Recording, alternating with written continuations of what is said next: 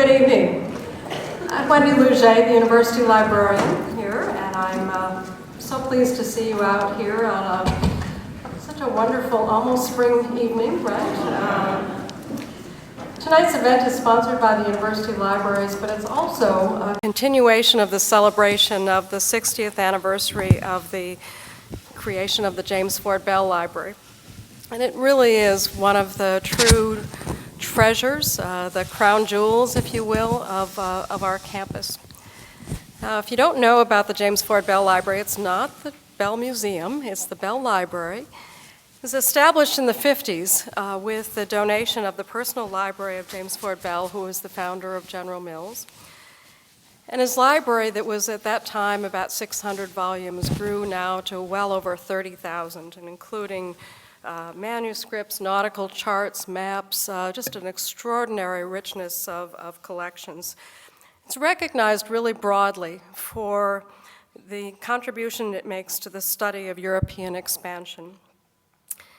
And while it draws the attention from researchers around the globe, it really has an exceptional reputation locally for the programmatic things it does for students of all ages. Now, whether it's the scholar investigating how European merchants negotiated Chinese export regulations in trade of tea and silk, or perhaps it's the student exploring the practices of pirates in North Africa coast in the 17th century. The Bell Library is there to inspire and to inform a real global community of scholars. And I hope if you haven't been there that you'll take an opportunity to visit. Perhaps tonight's speaker will inspire you to visit, but it's a wonderful place. So it's my pleasure to introduce the curator of the James Ford Bell Library, Dr. Maggie Ragnow.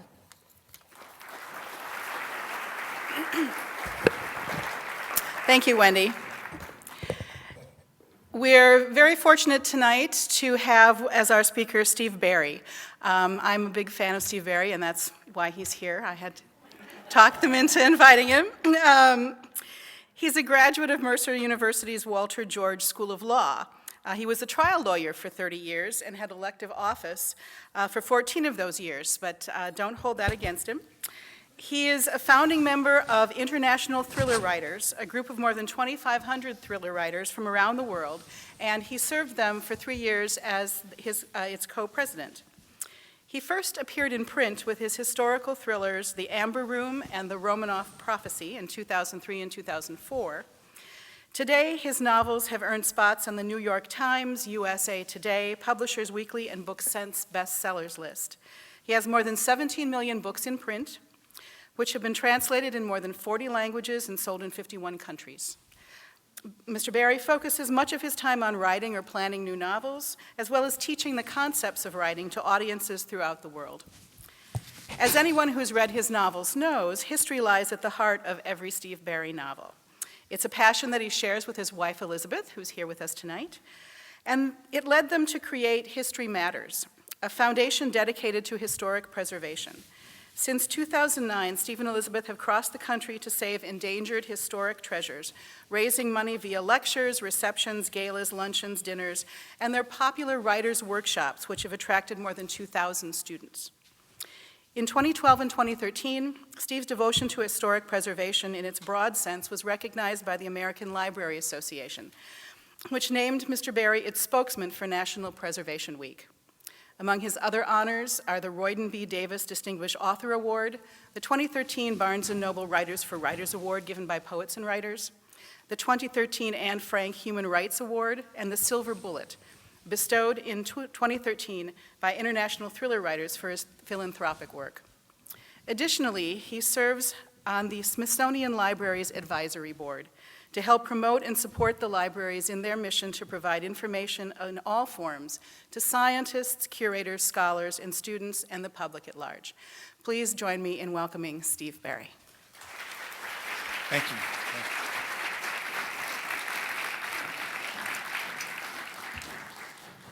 It's good to be here tonight. I'm still wondering what all that white stuff is out there, though. We don't have that where we live. We live in Florida. It's all green down there. We don't have white things everywhere. But it's nice to be here. I'm going to tell you a little bit about how I got from St. Augustine, Florida, to here, which wasn't just coming up on an airplane. It was a much longer journey than that, and took many more years than that. And then tell you a little bit about the books, and then open it up for questions. I like a lot of questions, so don't be bashful. Ask whatever you'd like, and we'll see what's on your minds. I didn't write my first word till I was 35 years old. I was a lawyer. I was a street lawyer. Street lawyer basically is I had an office in a small town. Whatever came in off the street, I did it. Whatever it was. If it walked in the door, we did it. I say we used to do an awful lot of a little. $100 here, $150 here, $50 there, $200 there, and it just adds up over time, and that's how you made your living, just whatever came in. I was mainly a trial lawyer. I was in court 3 to 4 days every week. I did over about 10,000 divorces in my time. Isn't that nice? It's a lovely thing, isn't it? A lot of criminal defense, anything in a courtroom. And I had a little voice in my head, and it was driving me crazy. It was telling me to write. Now, I have since learned that every writer in the world has a little voice in their head that tells them to write. James Patterson, David Morrell, Sandra Brown, ask any of them. They'll tell you the same thing. I have a little voice in my head, tells you to write. Doesn't tell you to write a bestseller, sell a bunch of books, and be in 50 countries or anything. It doesn't say anything about that. It just says, sit down and write. If you will sit down and write, I will shut up. If you don't, I will drive you nuts. And it did. It drove me nuts for about 10 years. And finally, in 1990, I sat down, I wrote a novel. I said, I'm going to write a book, so I'm going to do it. Okay, you're okay, I'll shut up, I'll do it. And so I started writing this book. It took me a year. I wrote it. When I got done, I had a book about that tall, which is not good. 170,000 words, which is even worse. Tells you how bad that is. You write a 170,000 word novel, it better be really entertaining. And it was just awful. It really was. It was awful. But there's something about that book, though, that's marvelous. It still sits on my desk to this day. That manuscript is the only one I ever kept. It sits right next to me. I see it every day. It's the greatest thing I will ever do in my entire life in a writing, and for one simple reason. I started it, and I finished it. 90% of all writers never finish what they start. That's the fact. They just don't. That's one thing we do in our History Matters workshops. We try to encourage people not to quit and to give them the skills that could keep them in it so they don't quit. But I didn't. I finished it. Now, it was awful. It was unreadable. It's incomprehensible, but I did it. So what do you do then? You write another book, of course. I did. It was about 150,000 words. Still pretty awful. I wrote a third book. It was about 120,000, which is coming down into the right range. And this book wasn't awful. It was just bad. So it stepped up from awful to bad. And I figured something out in my arrogance at the time that I did not understand, but I had finally figured it out, that writing novels is difficult. It's not something you can just sit down and do. There's a method to this. There's a craft to this. There's a right way and a wrong way in some respects in what to do. And you need to learn your craft. It would be very similar that I'm sure that I could cut someone open and operate on them. I could probably get in there and do some things, but I'm going to do a whole lot more damage than I'm going to do good because I don't know what I'm doing. And it's the same thing with writing. Same problem. So I got myself in a writer's workshop. I went down to Jacksonville, Florida, which was an hour away from where we lived. We lived in St. Mary's, right on the border, and I rode down there. Every Wednesday night, I went down religiously every Wednesday night for 6 years. I can count on one hand the number of times that I missed. I would be in court, I'd try a case, I'd leave the court, I'd go down there on Wednesday night. I was always there. I bring a chapter, we read it out loud, and the group destroys it. Anybody ever been in a writer's group? If you know that, then you understand what I'm talking about. It is not for the faint of heart. You must have your mouth shut and your ears open. And you listen. And if you listen right, and if you pay attention, and if you go back home and you write some more, and you bring it back and you do it again, and you listen again, and you go back, and you keep doing that process, after a while, you begin to learn stuff. Now, 75% of what you hear in a writer's group is pure garbage. You never want to remember it as long as you live. 25% is gold, absolute precious gold. Now, you might say, how do you know the difference? You learn the difference by time. Time teaches you. First year, didn't know. Second year, I recognized there's a difference. Third year, I began to see the difference. Fourth, fifth, and sixth year, I can mine the gold. And that's what I teach in the writers' workshops that we do as part of History Matters. I teach the gold that I learned during that time. And during that time, I wrote a fourth, fifth, sixth, seventh, and eighth manuscript. I was lucky to get an agent. She submitted 5 of those. Eventually, we had 8 manuscripts, but she submitted 5 of those to New York houses. They were rejected 85 times. So you might say, how did I get here? What happened? Well, that's a fair question. What happened for me was the world changed. I write action, history, secrets, conspiracy, international settings. Now, that used to be called a spy novel. In 1990, when the Soviet Union collapsed and the Cold War ended, the spy novel died. Now, if you were Ludlum or Le Carre or someone like that, you were fine. You had an audience, no problem. If you were Steve Berry trying to break into that market, forget it. The genre died. And genres do this. They go up and down, up and down. Now, that was their down. By the mid-90s, the genre was gone. By 2000, it was dead, buried in ashes in the ground. Now, this is when I'm trying to submit a novel, obviously, and no one is buying any of these books. And then something happened in 2002. An unknown writer, he was a failed writer. His first 3 books were a miserable failure. They sold almost nothing. Submitted a 4th manuscript to Random House at Doubleday. They read it, they sent it out to booksellers, and booksellers loved it. They said, this is fresh, it was new, it was different, it was something we hadn't seen before, and we loved it. And Random House bought it, and it was a little book called the Da Vinci Code. And that book changed everything, because you know what happened. Da Vinci was, now this is a year before it's published now. Da Vinci's published in March of 2003. Goes to number 1, stays number 1, 2, or 3 for the next 36 months in an unprecedented reign, is now regarded as perhaps the largest selling fiction book of all time. But what it did is it brought the genre back to life. And guess what it came back as? Action, history, secrets, conspiracy, international settings. Exactly what I was writing. And what happened one day for me was that in May of 2002, I convinced my agent, let's resubmit The Amber Room, which was my 4th manuscript that had been rejected 7 years earlier. Let's resubmit it and see what people will say. Now, that's a no-no in the business, by the way. Agents do not like to resubmit manuscripts. I said, come on, who's going to remember this? It was 7 years ago. I mean, there's no way anybody's, I remember rejecting that. I mean, no one will remember it, and sure enough, they didn't. And we sent it out. And on the 86th time, Mark Tavani at Ballantine Books was looking for something to go with Da Vinci.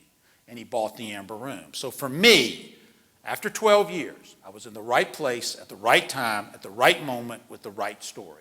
It is a perfect example of the old cliche, don't quit. Don't quit. You wait for your time, and it will come if you hang in there long enough. And I caught a break that day when the world changed.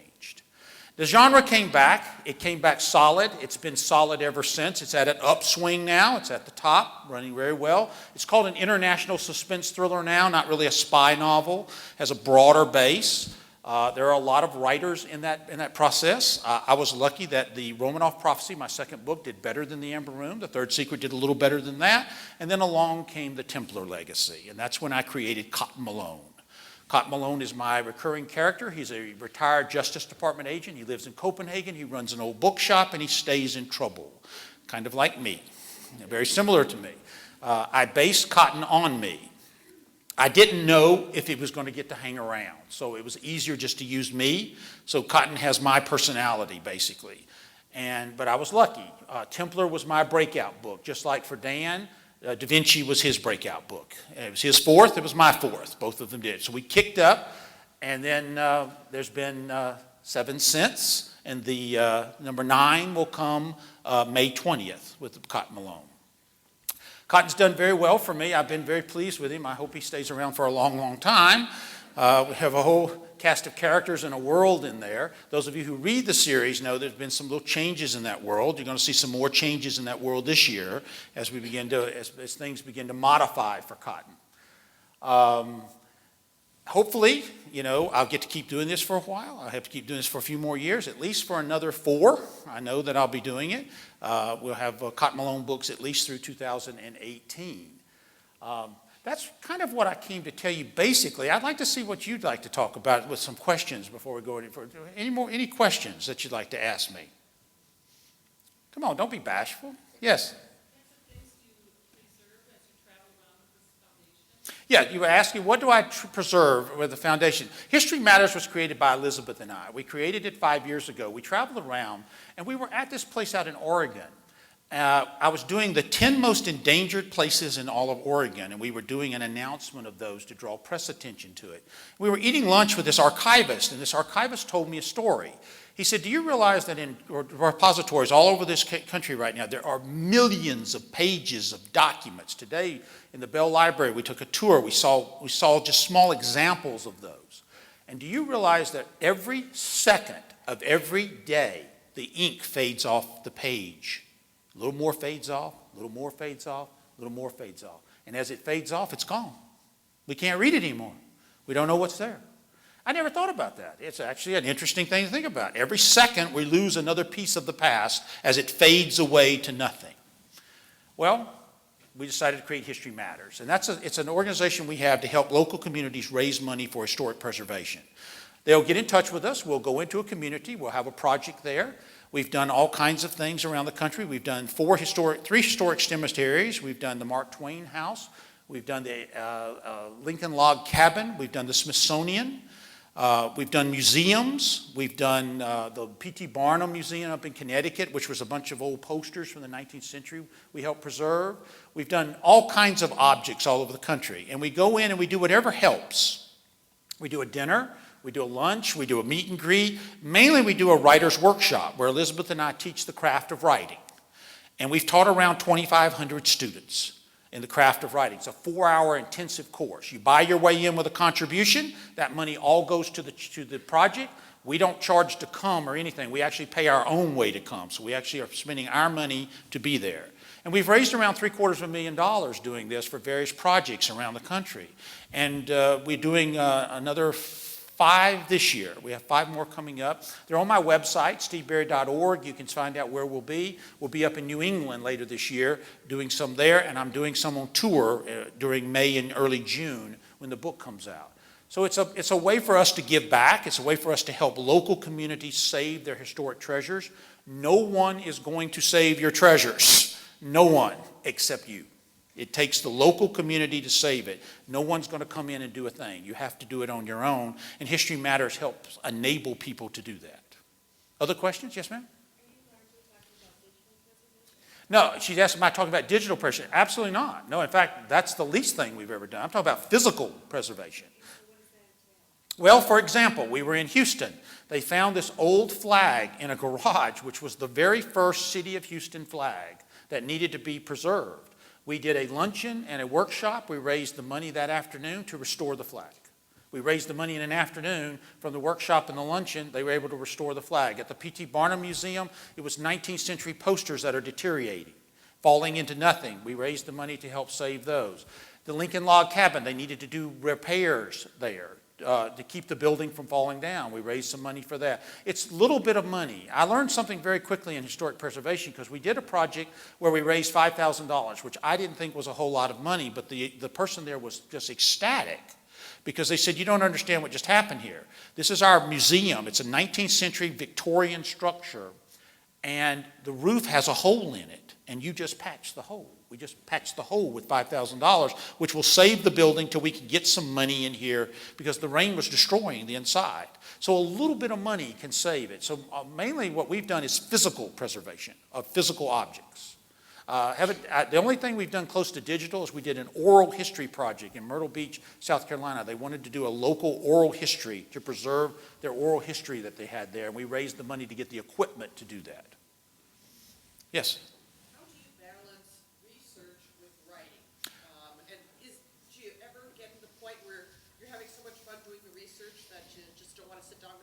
Well, she asked, how do you balance research and writing? There is a problem with that because every book that I do around 400 sources, 400 to 500 written sources that I use. And that's a lot. And you have to, and by the way, if you read 400 sources on one subject, you'll realize that you get 400 different stories on the same subject. There's no agreement on anything, and you'll be surprised how they steal from one another too. There's a constant going on. It's quite remarkable when you can compare that. And so I have to make some educated guesses between this of what's real and what may not be. And it's hard to balance it sometimes. When I wrote the Romanov Prophecy, I used a lot of first-hand accounts of what happened that night when the Romanovs were murdered. There's a Russian saying, he lies like an eyewitness, and that's very true, because it was like they were all at another place. There was nothing consistent between any of them. So I just try to get the best information I can, balance it up, and at some point I have to say enough. Enough. I got to stop here now, and we got to go forward with this and put this together. And all of the books entail at least one trip somewhere where we have to make. You may say, ooh, that's a lot of fun. You get to go and do this. It's not quite like that at all. In fact, it's totally not like that at all. Research trips are very intense for us. They usually are about a 4-day event. We go in.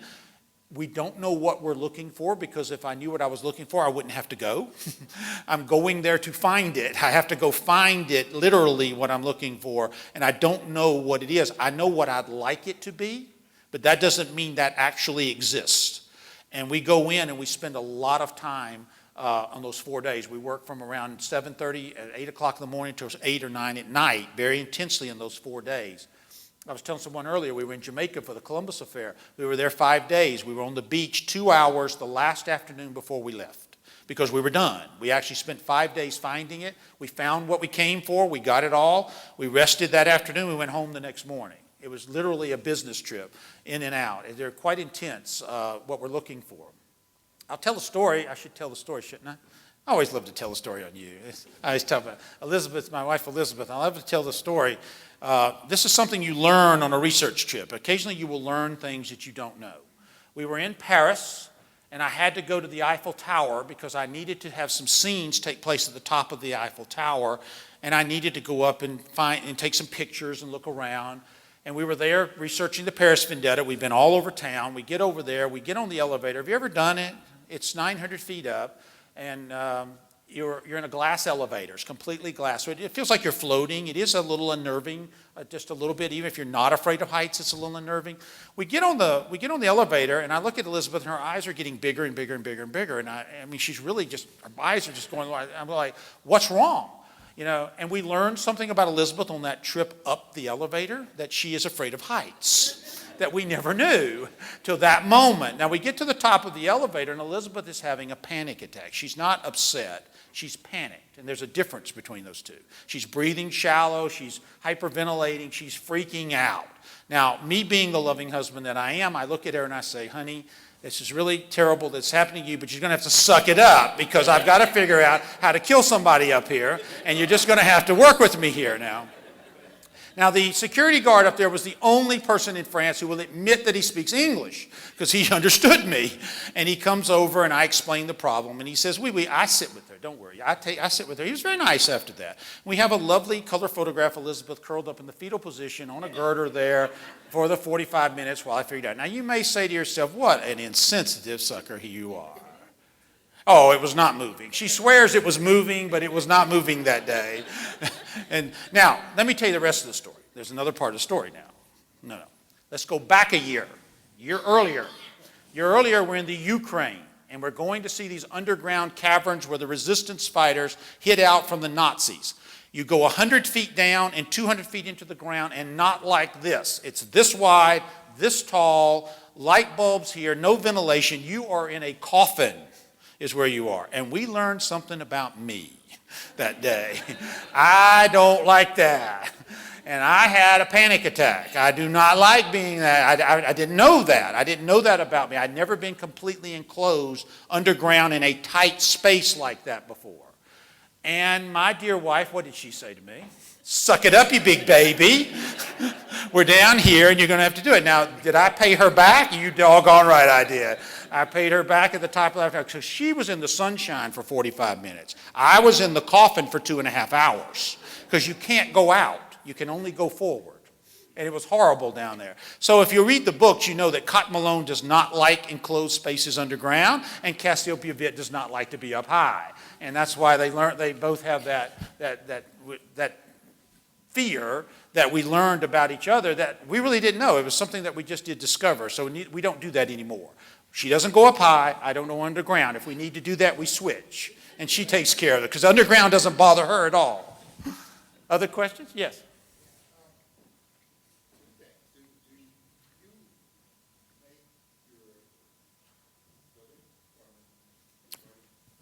Mm-hmm. Sure.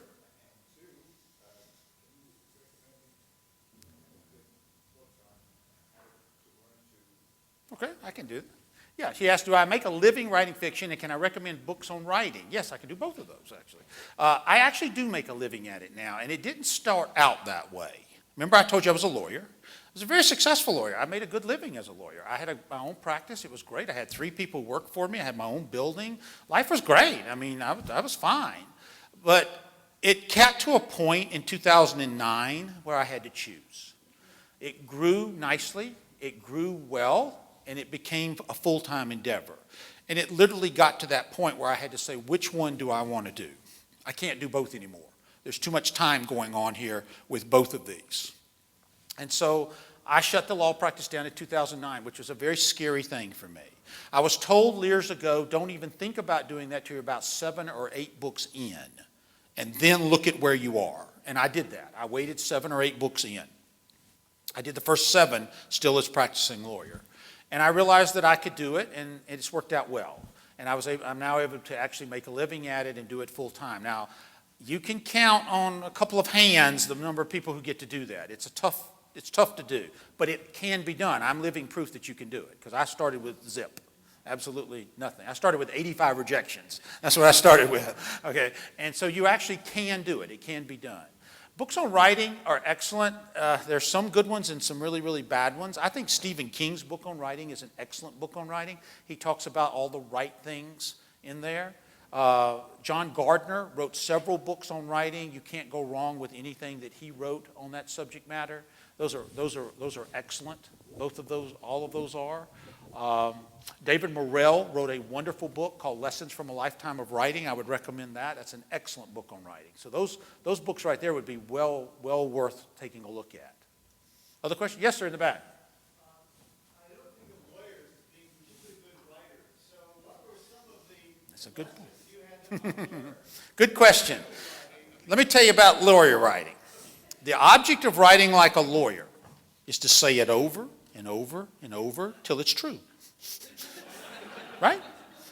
Now, I'm being funny, but I'm not. The object of lawyer writing is to say something over and over, because your job is to persuade. That is its function, to persuade someone. You persuade someone by being persistent. All right? Now, the job of a fiction writer is to say it once. Now, both are very difficult, because the job of a fiction writer is to entertain. Now, that first manuscript I wrote that was 170,000 words, I wrote it like a lawyer. I said it over and over and over and over again. It took me about 6 to 7 years to quit writing like a lawyer. It took a long time to get it out of my system. And I did. I finally purged myself out. When you write as a lawyer, you write passively, because the brain defaults to passive voice, and lawyers write in passive voice. That is a fatal sin in fiction. You do not want to write in passive voice ever. You want to write active voice always. So I had to train myself to go into active voice. So I got it completely out of my system. Interesting story. Last year I was practicing law. I tried a case and I won it at trial. The other side appealed it. It's one of those appeals that you really can't lose. You know, it's one of those that, why are they appealing this? There's no way they're going to get this reversed. There's almost nothing in here of error. So I decided to write my brief as a story. I'm not going to write like a lawyer. I wrote like a novel. It was a story.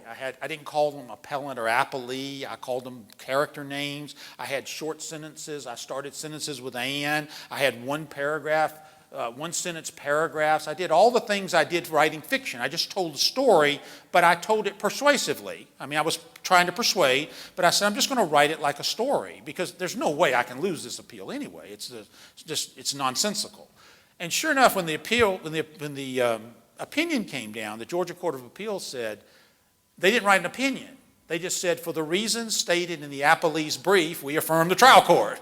They just adopted my brief as their opinion and didn't even write an opinion. So I'm just saying you actually can write differently as long as you still persuade and get all that passiveness out. So I had to break myself of that habit. It's very difficult to do, and I tell lawyers that all the time who are writing. You've got to get it out of your system now. Yes? When you get to the rewrite phase on your manuscript, how do you keep the tiny facts straight? How do I keep the tiny facts straight in the rewrites? Well, I've read the book so much. Now, you realize one of the rules of writing, one of the 11 rules of writing is rewriting. So it's all about rewriting. The first draft is one of the less stressful because you just slop it down. Because it's the first draft, for God's sake. You just slop it down. It's the hardest draft of all because you got to make up every word. And you have to make every word consistent with every other word. They're just not random words. They're all connected to one another because you're creating this world, and they all have to be consistent. So I'm adding these facts in at that time. Now, I'm going to read my manuscript literally around 60 to 70 times. If you're a writer and you're not reading your manuscript 50, 60, 70 times, you're not in the game. You're not in the ball game. You have to go over that manuscript constantly, over and over and over and over. Writing is rewriting. And so as I'm keeping that straight, it's not hard for me because after 60 times, I have it memorized. I never want to read it again as long as I live, okay? I've got to read the one I'm writing right now another 5 to 10 times before I'm done, and I'm dreading every one of those. But it has to be done. I want you to read it. I want you to enjoy it. I don't want to read it anymore. And if you know what I mean, get a book and read it 70 times, and then you'll understand what I'm talking about, how tedious it is. So after I have that, now what happens, though, is I find that I delete things. After about the 40th or 50th, I said, that sounded really cool a month ago, but that ain't so cool anymore. Gone. The drafts get shorter. They almost never get longer. Never, ever. They get shorter. Tighter, shorter, tighter. That's what rewrites do. As you get tighter and tighter and tighter and tighter. We used to do an exercise in our class. We would say, describe this room in 100 words. That's easy. 50 words, that's easy. 20 words, that's easy. 10, that's getting tough. 5, really tough. 1 word. You can see how hard it gets. Shorter is always better. That's another rule. Shorter is always better, and it forces you to think and get tighter and better words. And that's what the rewrites are. The rewrites just tighten it up and tighten it up. I have, when we teach, people will tell me, well, I've read my manuscript 5 or 6 times now. I said, well, I did that last couple of weeks. That's not doing anything for you. 5 or 6 times is doing nothing for you. You've got to go over and over it. Now, I don't read every word every time, by the way. About half of those rereads I do. Those are called continuity reads, where I'm reading the book to make sure it makes sense. They're the hardest because you have to pay attention to everything. Some of the reads I'm looking for verbs, best verbs. Some of the reads I'm making sure I don't have repetitive words. I try to do 1 or 2 things and I repair those. But those 35 to 40 rereads for continuity are the toughest, where I have to pay very close attention to it. And all writers should be aware of that. Writing is rewriting. Other questions? Yes, sir.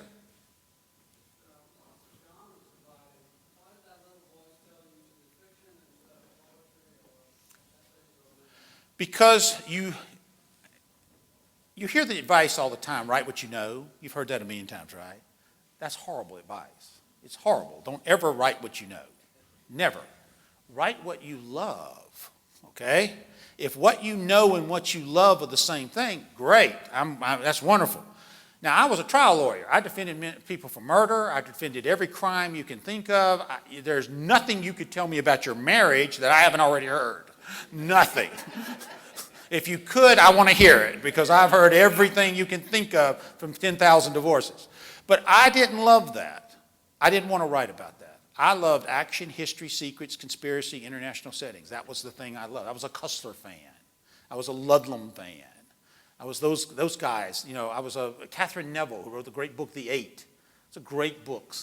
I love that stuff. So I wrote what I love. Now, the first book I wrote, the really first awful one, was a legal thriller. I actually wrote what I knew. And I learned very quickly that was bad advice because I didn't enjoy it. So I shifted to write what I love. So I tell writers all the time, write what you love. Find what you love, do it. Stay with it. That's because you're going to be with this thing a long time. There's a lot of misery is going to be involved. A lot of negativity is going to come your way. And you better love it so you can stay with it. Other questions? Yes, ma'am. Where does your story start? Do you start with a historical incident? Do you start with a character? She wants to know, how did my story start? It's a good question because in my case, it's a two-pronged process. I have to first find what I call the ooh thing. If I say it, you say ooh, like Templars. And that's where it came from. I had the third secret. I said, my next book is about the Templars. And every audience would go, ooh, ooh. And I learned that, the ooh factor. So the Templars, the Romanovs, Paris, Charlemagne, Jefferson, Lincoln, the new book coming out. These are ooh words that catch your attention just like that. So I find something with ooh. But then I need a so what? Who cares if we find the lost library of Alexandria? Who cares if there's a clause in the Constitution that'll shock me? Who cares, in the new book, if there's a connection between Lincoln and the Mormons that affects America? Who cares? What does it matter? Well, it does matter because there's a so what. It has to matter today. So whatever it is has to relate to today in some way. So I need the ooh and I need the so what. Now, a lot of times I'll get a good ooh, no so whats. Or I'll find a great so what, and I can't find an ooh to go with it. They don't work. It's a mess. But, so I have to find both of those. And when I find those, I have a book. I knew I have a book. Now I have to find the characters, the story, the plot, which can be done once you have that ooh and that so what. And it has to be meaningful, like in the case of The King's Deception that is out now. When we were in England, we were in a little town there, and the lady told me about the Bisley Boy legend, which I had never heard in my life. Where in the little town of Bisley, which wasn't far away, for 300 years, on a day certain, they took a young boy, dressed him in Elizabethan costume, and paraded him through the streets. Now, why in the world would they do such a crazy thing as that? For 300 years. Well, there's a reason why they did it. There was actually a reason why, and it became the novel. So I got an ooh with the Tudors and Elizabeth and the so what, and then I found the so what, the connection to today. Who cares if Elizabeth I might have been a man? Well, it matters a lot if you're in Northern Ireland because it changes everything in Northern Ireland. To the point, by the way, that theory was so volatile, my British publisher made me tone the book down. He said, you can't do this. You can't be in your face with this. It's very volatile in Northern Ireland. We've had problems with fiction causing problems over there. Literally, I didn't know this. And I had to tone the novel down and rework it a little bit. I would have done the book much differently but for that. I would have been more in your face with it. But there's a definite connection between Elizabeth I being a fraud and whether Northern Ireland is legal and can exist. And that's the so what. So I have to find those connections. If I can find those connections, I've got my novels. Yes, sir. Yes, sir. So, are you willing to tell us, or will we ever find out how Cotton got his name? This started, for those of you who haven't read the novels, when I created Cotton in the Templar Legacy, I actually did tell you the name, how he got his name. And my editor said, we have to take that out. And he said, let's take it out and let's say long story. And so in every novel, someone asked him, where'd you get that name? And he says, long story. One of the novels even ended, if you know, when you met Luke, that would have been in Sam Collins, yes, in Paris Vendetta, because Sam wanted to know, and Cotton wanted to know something from him, and they said, I'll tell you if you'll tell me, and the book ended. So I never really tell you how he got his name. Actually, there will be one day. It'll be a book by itself. It'll be its own book. Yeah. And I'm going to do it, but I don't know when. Not anytime soon, maybe 4 or 5 years from now. But I actually would like to tell you how he got his name. I know how he got his name. I just want to tell you, it'll be a whole story. So you can see. And it'll be an interesting tale, I can tell you. And so it'll one day. But I like this long story right now. It's more fun that way. Other question? Somebody had a hand up right here? Yes. On the Northern Ireland thing, did you do 2 versions? Or did you... No, on the Northern Ireland thing, no, I did one version. What happened was, if I had written this novel the way I wanted to for an American audience, the bad guy in that book would have been from Northern Ireland. And he would have been after something, and it had been all of that. That's originally the way I plotted the book, and my British publisher said, you can't do this, because I didn't know this, but about 40 years ago, a group of Irish lawyers actually tried to prove the theory that I'm saying. They actually gave it a shot. And he says, you just can't do this. It just create a lot of problems. Northern Ireland is not at peace. They just quit killing one another because they figured it wasn't very productive. But they're just looking for a reason to start killing one another again. They just haven't figured out what that reason is, and they're kind of irrational. And so he said, we can't do this. So I had to make it an American CIA operation, and I had to change it around and do it. Now, I actually liked the way it turned out. It turned out a little bit better than the way it plotted, but it was harder to write that way. It would have been easier to write it the other way. So I did not do 2 versions, no. Do you ever have to make adjustments for printing in other countries? There are some yes, do we make adjustments in foreign countries? Yes, you do, particularly in titles. They change the titles to fit their audiences. So very rarely is a book titled the same in a foreign country as it is here. Almost never, in fact. And they make a few adjustments in names if they don't think a name will work well for a character. They'll send me emails. They'll say, can we do this? And I say, do whatever you want. It's your area. You need to do whatever works for you. I don't have any, I'm cool with whatever you want to do. So it's mainly titles, but occasionally a character name. Other questions? Yes, ma'am? Have I done any research here? I have not, but I met the map lady today. The map lady today. Maggie there is the map lady, and she told me a whole bunch of cool stuff. So you never know. This place could be an interesting. You have a lot of good repository here of old maps. Old maps figure into my books a lot. I like using those. I can place something here. You never know the answer to that question. It's very possible.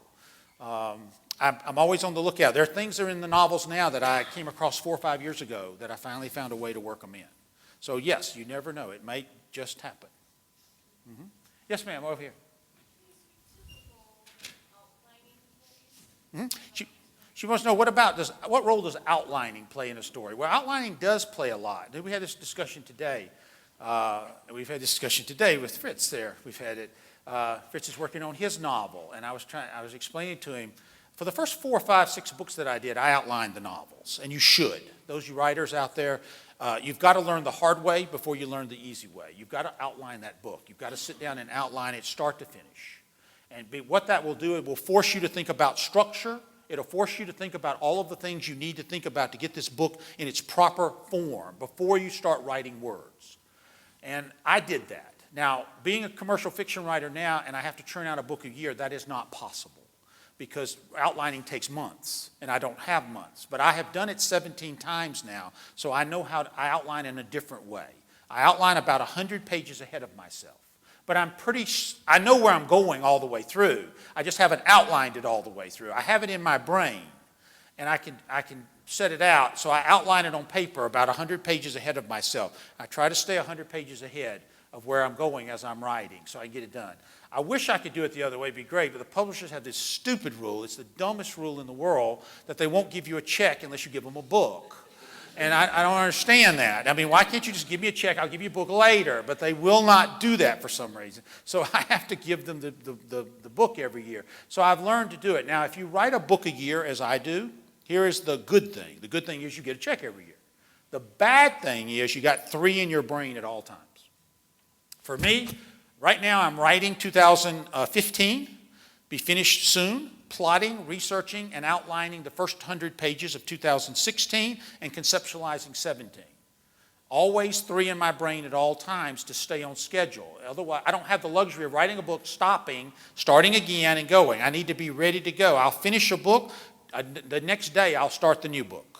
I'll go ahead and start it, which is kind of fun for me because I'm so sick and tired of the other one that the new one is sort of fresh and fun. So it's actually nice to go over to it. But I don't have the luxury of waiting. I need 12 months to write a novel. But those of you who are learning the craft, you need to outline your novels. You need to learn the outline. After you outline 5 or 6 or 7 and you write 8 to 9 to 10 manuscripts, you'll get the hang of it. You can tell me a little bit about your story, and I can envision in my brain how that thing should play out. I did not learn how to do that, though. It took me years to learn how to conceptualize that, and that was from practice. It's repetition. Here's the great thing about the craft of writing. You know, I have a lot of people, I listen to writers talk sometimes, and they want to make it sound very mysterious, like it's some mysterious thing that we're just born and we have this great thing that we have. No. The cool thing about writing is it's an acquired skill, and anyone can acquire it. Anyone can acquire the skill. It doesn't matter. There's a little county near us called Eccles County, Georgia. There are more alligators in Eccles County, Georgia than people. That shows you what's there. It's a swamp. There was a 65-year-old lady there who barely got out of high school. She read books all her life. She wanted to write a novel. She wrote it. It got published, and before she died, she published 5 bestsellers with HarperCollins. She taught herself the craft of writing. Anyone can learn the craft of writing if you put your mind to it. Just put your mind to it and stay with it. It can be done. Yes? This man in the back. What is the role of your wife and has it changed? Ooh, has it changed? What is the role of the wife and has it changed? The wife is in charge of all things. She's in charge of all things. Elizabeth is the voice of positivity. That's what we call it. She is the muse. She keeps things going. You know, when you get down and you feel awful, she's the one who says, get back to work, get in there and go to it. She's the big cheerleader, and she's right there. She travels. We go everywhere together. We do everything together. We do History Matters together. She teaches 1 hour at all of the History Matters seminars on the business of writing. Elizabeth is the executive director of ITW, which is a group of 26 thriller writers from around the world. 2,600, yes, 2,600. Did I say 26? Oh, yeah. When I was president, that's about what we had. But I started with nothing. When I was one of the founding members, we had nothing. But now we have 2,600 members around the world, and Elizabeth's executive director, so she knows the business very well. And she has a new venture out now herself called 1001 Dark Nights that she has out now. That's a marketing venture that is key to the romance industry. So she's a big help. She's there for everything, and she goes on research trips. I get frustrated when we're on research, and she says, just sit down, shut up, and figure it out. You'll get it. The muse does have to be paid occasionally, though. She does have to be paid. We have this little rule. I'll tell you the little story. Elizabeth does not read any of my manuscripts at all until the very end. She is the last human being to read the manuscript. And we do this on purpose. She does know nothing about, the only thing Elizabeth knows about the story is what she hears when I talk about it right here. I don't tell her anything about the story. I don't tell her anything about the plot. I tell her nothing, 0. And we do this entirely on purpose. Because after 70 reads, I am useless. My editor has read it then about a dozen times. My agent maybe 5 or 6 or 7. We are useless, okay? We cannot do it. So at the very end, we give the manuscript to Elizabeth, and she reads it as a fresh eye. Clean, fresh eye. Now, we have a rule. If Elizabeth finds something in the manuscript, and I don't mean a typo or just a little mistake here and there. I mean, like a character was dead here and they're alive here now because I forgot to edit them out, you know, which actually has happened before. Or we had a piece of paper here and it's not here now, and where did it go? Because we eliminated it and we forgot this. You know, something embarrassing that you would read it and go, what a stupid thing that'd be in there. If she finds that, she gets purses and shoes. Now she doesn't get purses and shoes at Target or any place like that, which is a nice place, by the way, but it would not be incentive on me if she got purses and shoes at Target. The incentive is at places like that Channel store, you know, that Channel store, and that Louis Vuitton, what is that guy's name is, and Prada. I don't know, all them people. They're awful. And she gets purses and shoes there, so the incentive is on me not to screw up. Now, the last 3 books, she has got Zippo. No. Oh, my God, yes. And this, oh, my God. We had a little thing with the Emperor's Tomb. I wrote the book, and I did something different at the end. I let Cotton not actually save the day, but he prevented something which allowed someone else to save the day. I was trying to be a little different, okay? She reads it, she comes in, she says, it's the stupidest thing I've ever heard in my life. She did. She said it was awful. Now, that's bad enough, okay, but then 20 minutes later, my agent calls and says, that's the stupidest thing I've ever read in my life. And they had not talked to one another, by the way. My editor calls, then my agent calls and says, that's the stupidest thing I ever read in my life too. All 3 of them within an hour, none of them have communicated with one another. Now you know you've got a problem. At this point you realize it is the stupidest thing that's ever happened. And I forgot a rule. There's another rule. The protagonist has to save the day. He does. He has to save the day. And so I fixed it. I rewrote it. And she was right. But she was not very kind to me, no. She said it was the stupidest, dumbest thing I've ever seen in my life. Yes, ma'am.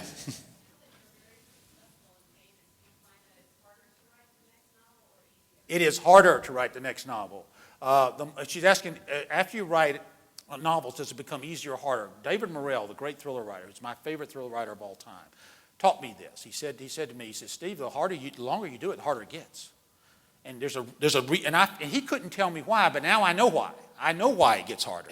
I've written 17 novels. I'm on the 18th now. Each one is getting harder and harder and harder to write. Why? Because when you start off, you have this imagination bank up here.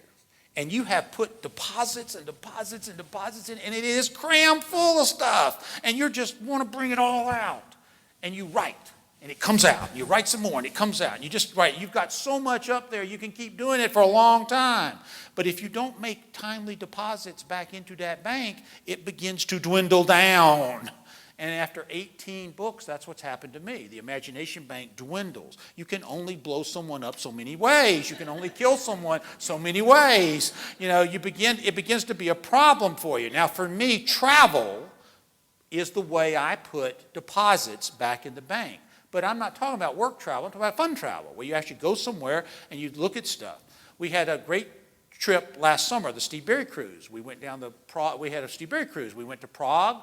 We saw all the stuff from the Columbus Affair. We went down the Danube. We had a great time on that. That was a recharge.